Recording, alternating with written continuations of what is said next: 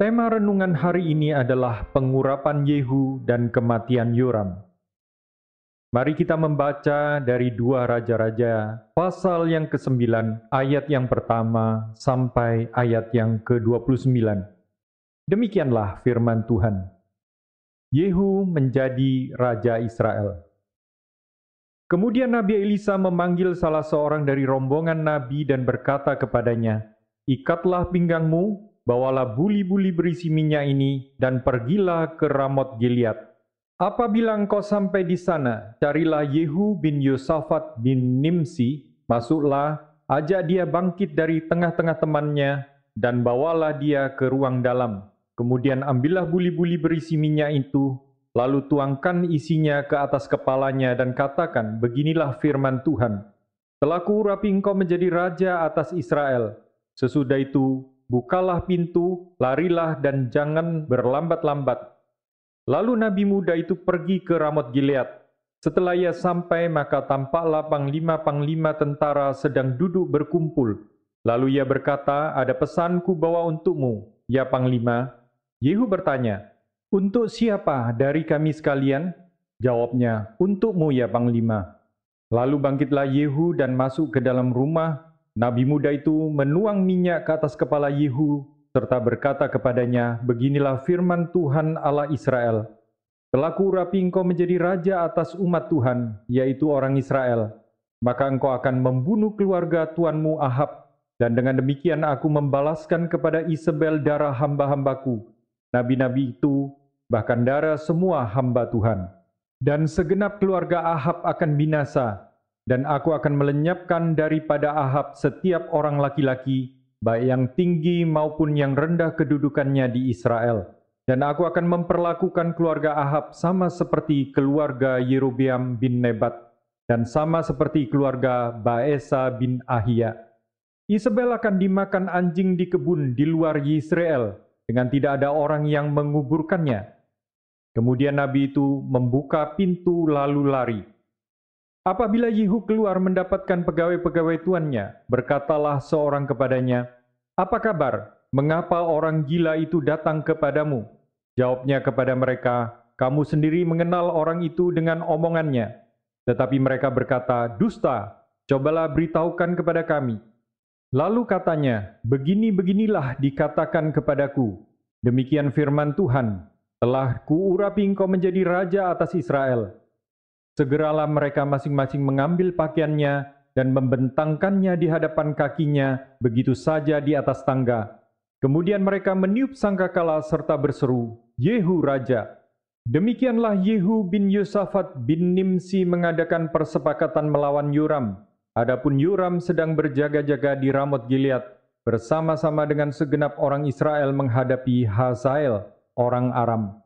Tetapi Raja Yoram sendiri telah pulang ke Yisrael, supaya luka-lukanya diobati yang ditimbulkan orang Aram pada waktu ia berperang melawan Hazael, Raja Aram. Yehu berkata, "Jika kamu sudah setuju, jangan biarkan siapapun meloloskan diri dari kota untuk memberitahukan hal itu ke Yisrael." Yoram dan Ahazia dibunuh. Kemudian Yehu naik kereta dan pergi ke Yisrael, sebab Yoram berbaring sakit di sana. Juga Ahazia Raja Yehuda datang menengok Yoram. Ketika penjaga sedang berdiri di atas menara di Yisrael, melihat pasukan Yehu datang, berserulah ia, "Ada kulihat suatu pasukan." Berkatalah Yoram, "Ambillah seorang penunggang kuda, suruhlah dia menemui mereka serta menanyakan, apakah ini kabar damai." Lalu pergilah penunggang kuda itu untuk menemuinya dan berkata, "Beginilah tanya raja, apakah ini kabar damai?" Jawab Yehu, "Damai, bukan urusanmu. Baliklah, ikutlah aku." Dan penjaga itu memberitahukan, suruhan sudah sampai kepada mereka, tetapi ia tidak pulang.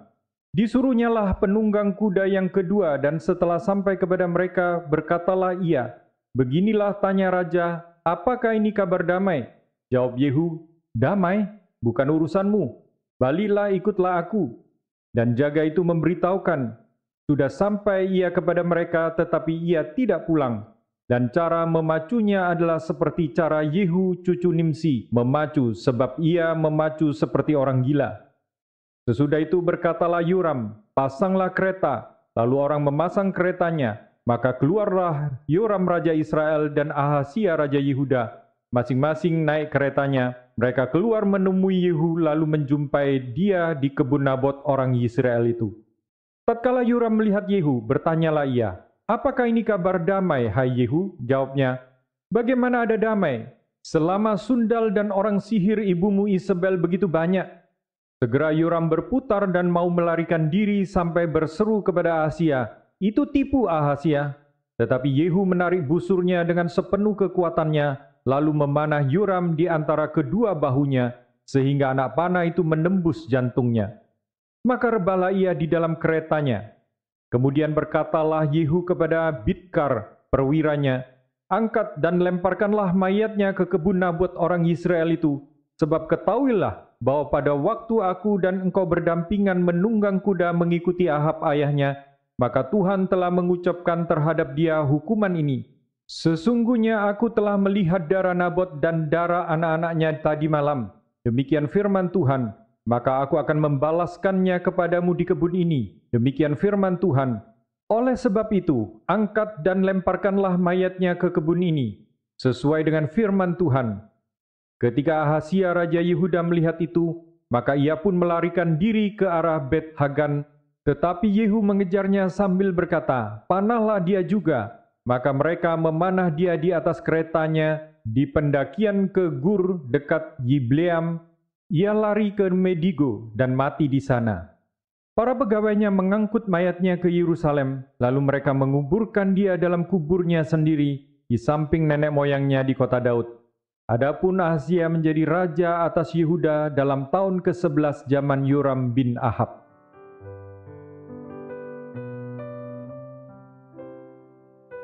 Tuhan telah menentukan bahwa waktu bagi keluarga Ahab telah berakhir. Sekarang seluruh keturunan Ahab harus dimusnahkan, sebagaimana yang telah dinubuatkan oleh Elia di dalam 1 Raja-Raja 21 ayat 21. Seluruh dinasti Ahab akan putus dan tidak akan ada penerus bagi nama Ahab. Tuhan telah memilih seorang pembersih yaitu Yehu, yang akan diangkatnya menjadi raja atas Israel. Elisa memerintahkan seorang dari rombongan nabi untuk pergi dan mengurapi Yehu menjadi raja atas Israel. Mengapa bukan Elisa sendiri yang pergi? Karena kedatangannya ke Ramot Gilead bertemu dengan panglima perang Israel tentu akan menjadi berita besar. Itulah sebabnya Elisa mengutus salah satu dari rombongan nabi itu, karena dia tidak dikenal dan kedatangannya tidak akan menyolok seperti kalau Elisa datang. Elisa berpesan agar nabi itu membawa buli-buli minyak, menuangkannya kepada kepala Yehu dan mengatakan, "Beginilah firman Tuhan." Di ayat yang ketiga, Elisa mengingatkan agar nabi itu jangan berlambat-lambat dan segera lari setelah dia melakukan semua tugasnya. Mengurapi raja lain selain seorang raja bertahta adalah tindakan pemberontakan yang akan dikenai hukuman mati. Itulah sebabnya Elisa memerintahkan nabi itu untuk segera berlari karena tugasnya sangat berbahaya jika diketahui oleh orang lain, apalagi dari pihak Raja Yoram. Tuhan membuat rancangannya menjadi nyata. Hukuman atas keluarga Ahab sekarang terjadi, dan Yehu adalah alat penghukuman di tangannya. Tetapi hukuman Tuhan harus datang lewat seorang yang akan diangkatnya menjadi raja. Rajalah yang menyatakan keadilan Tuhan bagi bangsanya. Yehu bukan saja akan menghukum keluarga Ahab, tetapi juga akan menjadi raja menggantikan Ahab. Kegiatan Yehu yang menghancurkan ibadah kepada Baal membuat Tuhan mengizinkan ada 4 orang keturunan Yehu yang boleh naik tahta. Belum pernah ada dinasti Raja Israel Utara yang memiliki kesempatan menjadi raja sebanyak Yehu.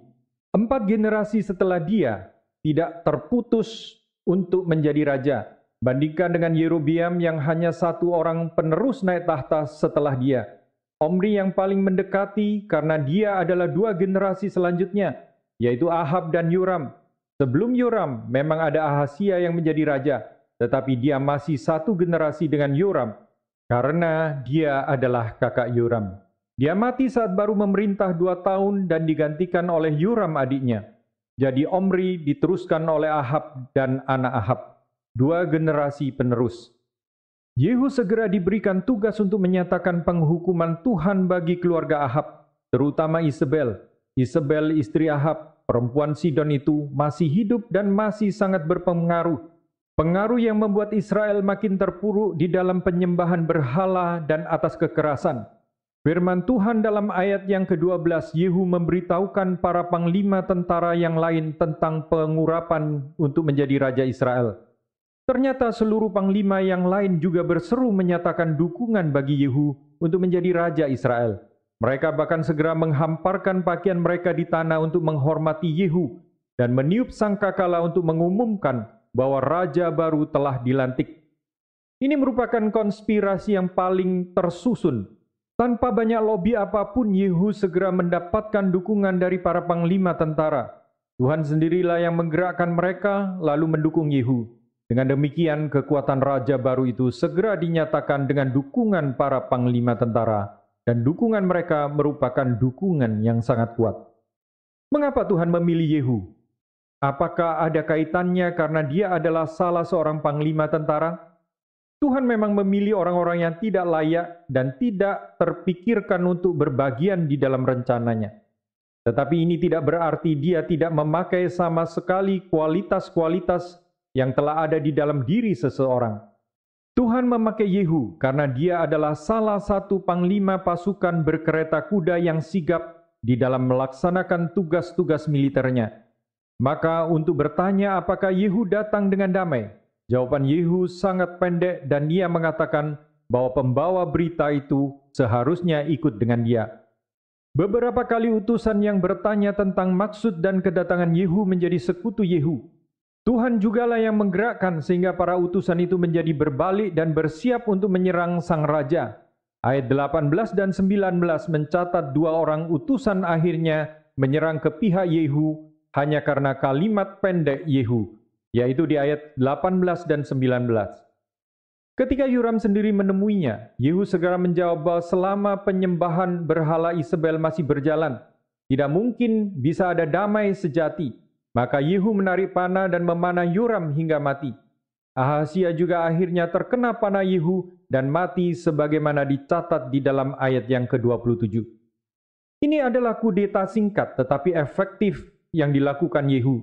Dengan keberanian dan keberserahan kepada firman yang telah Tuhan nyatakan melalui nabinya, serta dukungan yang langsung muncul dengan segera, membuat seluruh penggulingan tahta Yoram berjalan dengan mulus. Yehu juga mengingatkan anak buahnya untuk melemparkan mayat Yoram ke kebun anggur Nabot, orang yang dibunuh Isabel karena Ahab menginginkan kebun anggurnya. Pembalasan Tuhan terhadap kekejaman Ahab juga dibalaskan Tuhan dengan cara yang sama. Anak Ahab sekarang berbaring mati di kebun yang diambil dengan nyawa pemilik lamanya. Untuk direnungkan. Yehu membalaskan apa yang Tuhan telah lama nyatakan, yaitu penghukuman bagi keluarga Ahab. Merenungkan bagian ini membuat setiap orang menjadi gentar, tetapi juga merasa aman. Mengapa menjadi getar? Sebab Tuhan mengingatkan setiap tindakan jahat yang dilakukan oleh seseorang kepada sesamanya. Tuhan mengingatkan bukan saja setiap dosa penyembahan berhala yang dilakukan keluarga Ahab, tetapi penumpahan darah yang mereka lakukan semuanya akan diperhitungkan oleh Tuhan. Tuhan juga mengingatkan setiap tindakan kita yang kejam, menipu orang, mengambil hak orang-orang, menindas mereka dengan kejam. Semua Tuhan ingat. Dia adalah hakim seluruh dunia.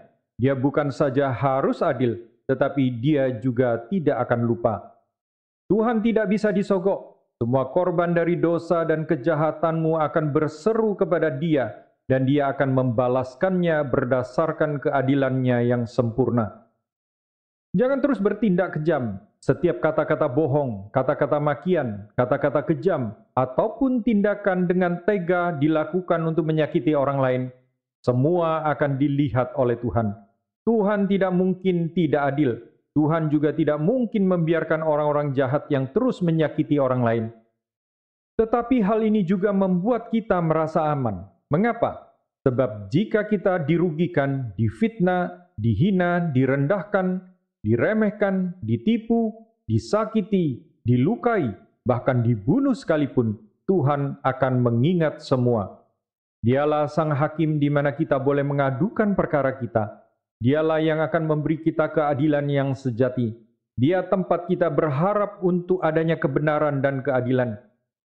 Kitab Pengkhotbah mengatakan bahwa di tempat pengadilan justru tidak ditemukan keadilan, tetapi Allah yang akan menjamin bahwa keadilan pasti akan terjadi, yaitu Pengkhotbah 3 ayat 16-17. Demikian firman Tuhan. Ada lagi yang kulihat di bawah matahari, di tempat pengadilan, di situ pun terdapat ketidakadilan, dan di tempat keadilan di situ pun terdapat ketidakadilan. Berkatalah aku di dalam hati, Allah akan mengadili, baik orang yang benar maupun orang yang tidak adil, karena untuk segala hal dan segala pekerjaan ada waktunya. Tidak ada seorang pun yang bisa memastikan keadilan sepenuhnya dijalankan, bahkan bukan bermaksud melebih-lebihkan.